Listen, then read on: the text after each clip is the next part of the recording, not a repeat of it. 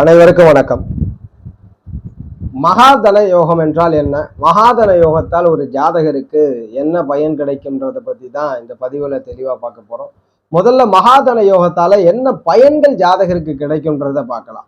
ஒரு ஜாதகர் இந்த வாழ்க்கையிலே எந்த நிலையில வேணாலும் அவர் பிறக்கட்டும், வாழ்க்கையில ரொம்ப பொருளாதார நிலையில பின்தங்கிய நிலையில் அந்த ஜாதகர் பிறந்திருந்தாலும் அந்த ஜாதகருக்கு மிகப்பெரிய அதிர்ஷ்டம் இருக்கா, எதிர்காலத்துல அவர் பெரிய செல்வந்தர் ஆவாரா அப்படின்றத உறுதிப்படுத்துறது இந்த மகாதன யோகம். இந்த மகாதன யோகம் அப்படின்ற ஒரு அமைவு கொண்டவர் பாத்தீங்கன்னா உயர்மட்டத்தில் இருப்பவராக இருக்க மாட்டார், கடைநிலையில் இருந்து மேலே வந்த நபராக இருப்பார். காரணம் என்னன்னா, மகாதன யோகம் என்பது பெருந்தனம் அந்த ஜாதகர் சேகரிப்பதை உறுதிப்படுத்துகிறது. அப்ப ஆல்ரெடி பெரிய கோடீஸ்வர குடும்பத்தில் பிறந்த ஜாதகராக இந்த மகாதன யோகம் கொண்டவர் இருக்க மாட்டார்.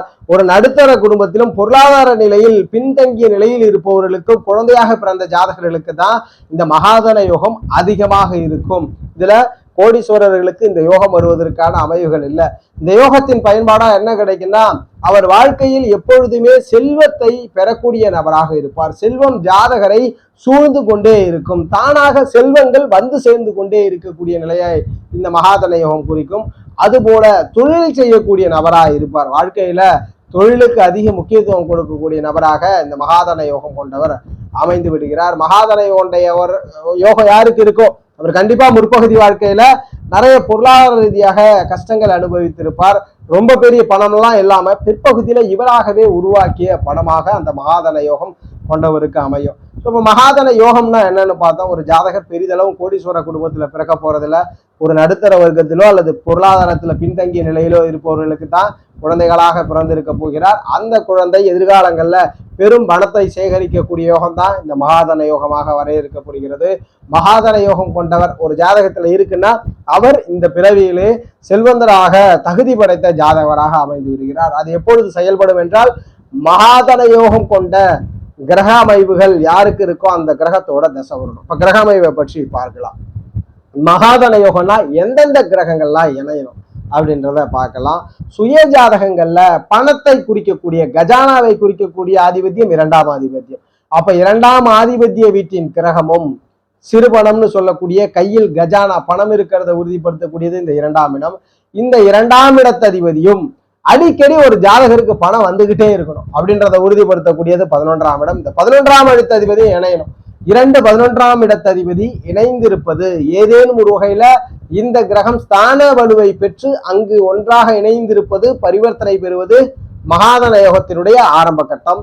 இந்த மகாதன யோகத்தை முழுமைப்படுத்தக்கூடிய அமைவாக பாக்யவான் என்று சொல்லக்கூடிய 9ஆம் அதிபதி இணைவது கண்டிப்பாக இந்த மகாதன யோகத்தை உறுதிப்படுத்தக்கூடிய ஒரு பாவமா இருக்கும். உங்களுடைய சுயஜாதகங்கள்ல 2, 11, 9 இந்த 3 அதிபதிகளும் தங்களுக்குள் இணைந்து ஒரு கிரகமாவது ஸ்தான வலுவோட இருந்துருச்சு அப்படின்னா அந்த ஜாதகருக்கு மகாதன யோகம் உள்ளது அப்படின்றது உறுதி. இதுல எந்த பாவம் அதிகமா வலுத்திருக்கோ, 2ஆம் ஆதிபத்தியமா 11ஆம் ஆதிபத்தியமா 9ஆம் ஆதிபத்தியமா அதை பொறுத்து அதனுடைய பணத்தினுடைய விகிதங்கள் இருக்கும். இந்த 2, 11ஆம் அதிபதிகள் ஸ்தான பலத்தை பெற்று அந்த கிரகம் அங்கு வலுவெற்று தசாபுத்தி நடக்குமாயின் அந்த தசாபுத்தியில நீங்க செல்வந்தரா மாறுவீங்க. ரொம்ப கடைகோடியில இருக்கிறவர் பெரிய உயரத்தை அடைவீங்க. நிறைய பேருக்கு மகாதன யோகம் இருக்கும். 2ஆம் அதிபதி 9ஆம் அதிபதி 11ஆம் அதிபதி எல்லாம் இணைஞ்சிருப்பார்.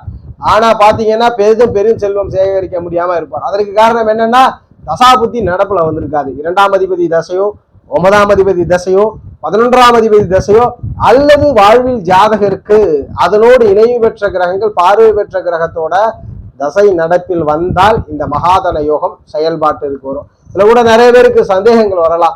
2, 11ஆம் அதிபதி எல்லாம் ஒரே கிரகமா ஆயிடும். யாருக்காகனா, சிம்ம லக்னத்துல அதாவது கடகத்துல பிறந்திருக்கிறீங்கன்னா ஒரு வகையில பாத்தீங்கன்னா ரெண்டுமே ஒரே மாதிரியா இருக்கும். கடகத்திற்கு சிம்மத்திற்கு 11ஆம் அதிபதியா வருவார், லாபாதிபதி 2ஆம் அதிபதியாக வந்துருவார். யாரு? புதன் பகவானே வருவார்.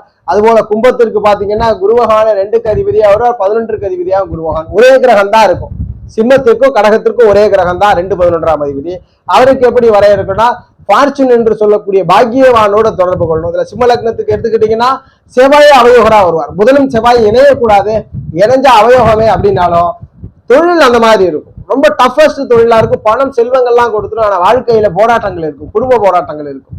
கும்பத்திற்கும் அப்படித்தான். குரு ஓரளவுக்கு மேல ரொம்ப பெரிய ஒரு ஃபேவரான அமைவுகள்ல வந்துடும். கும்பத்திற்கு பாக்கியவான் சுக்கிரனை பாத்தீங்கன்னா அமைவரா வருவார். இந்த சிம்ம லக்னத்திற்கும் கும்ப லக்னத்திற்கு மட்டும் மகாதன யோகம் இருந்துச்சுன்னா குடும்ப வாழ்க்கையை பாதிக்குது, ஆனா செல்வங்கள் அதிகம் கொடுக்குது.